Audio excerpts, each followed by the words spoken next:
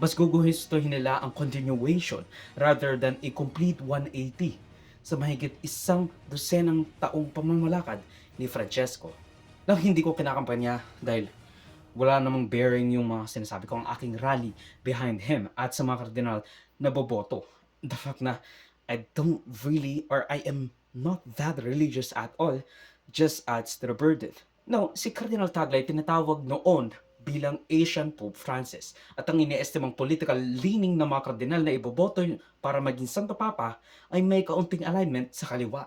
The non-religious even wants someone like Pope Francis to continue what he has started. Marami ang umiyak at naging malungkot sa kanyang pagpanaw.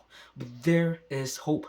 And it would be really nice to have a Pope from the second largest Catholic majority nation. Or third, I'm not sure.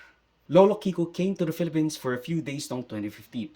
The largest people mass was conducted with more than 6 million attendees in Manila.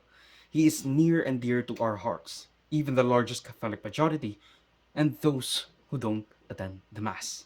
But I'm not campaigning him, but there are signs.